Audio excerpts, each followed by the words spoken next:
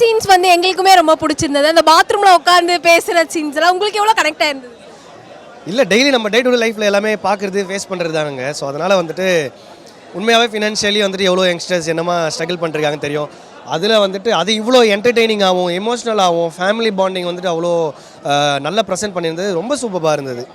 Manikandan sir எங்களுக்கு விட உங்களுக்கு நல்லா தெரியும். ஸோ எப்படி ஆக்ட் பண்ணியிருக்காரு? உங்களுக்கு என்ன மாதிரியான விஷயங்கள் தோணி இருந்தது படம் பார்க்கும்போது? ஆக்சுவலாக மணி அவங்களோட பெர்ஃபார்மன்ஸை பற்றி நம்ம சொல்ல தேவையில்லை. ஏன்னா பயங்கரமாக பண்ணுவாங்க அவங்க அவங்க எல்லா பெர்ஃபார்மன்ஸுமே.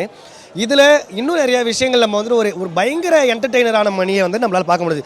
ஏன்னா ஜெய்பீமில் நம்மளை எந்த அளவுக்கு வந்துட்டு ஒரு பெரிய தாக்கத்தை கொடுத்து அழ வச்சாரோ, இதில் எல்லா டைமென்ஷனையும் எக்ஸ்ப்ளோர் பண்ணியிருக்கிறது ரொம்ப சந்தோஷமாக இருக்குது. உங்களுக்கு படத்தில் பிடிச்ச சீன் எது சொல்லுவீங்க சார்? எனக்கு அந்த பிகினிங்கில் அந்த தொப்பின்னு சொல்கிற சீனாக இருக்கட்டும், பாத்ரூமில் உட்காந்து தனியாக அவரே பேசுகிற சீனாக இருக்கட்டும், ஸோ அது எல்லாருமே பண்ணுறது. ஸோ அது பயங்கரமாக கனெக்ட் ஆச்சுங்க. அந்த மாமா கேரக்டரை பற்றியும் பேசியே ஆகணும்ல சார். உங்களுக்கு அது அந்த கேரக்டர் எவ்வளோ கனெக்ட் ஆயிருந்தது சார்? குரு சோமசுந்தரம் சார் வந்துட்டு ஆக்சுவலாக பாட்டில் ராதா நான் பார்த்துட்டேன். ஸோ பாட்டில் ராதாவில் ஒரு ஒரு ஒரு பயங்கரமான பர்ஃபார்மன்ஸ் பண்ணியிருக்காரு. ஸோ அப்படியே கான்ட்ராஸ்ட்டாக இதில் ஒரு பர்ஃபார்மன்ஸ் பண்ணியிருக்காரு. அதனால் அந்த கேரக்டராக இந்த மணிகண்டன் அவங்க பண்ணியிருக்கிற கேரக்டரோட ரெண்டு கேரக்டருக்குமே ஒரு ஆர்க் இருக்குது. அது ரெண்டுமே ஒரு பாயிண்டில் வந்து சேருது. அதனால் அவரோட பர்ஃபார்மன்ஸ் சொல்லவே தேவை, சான்ஸே இல்லைங்க.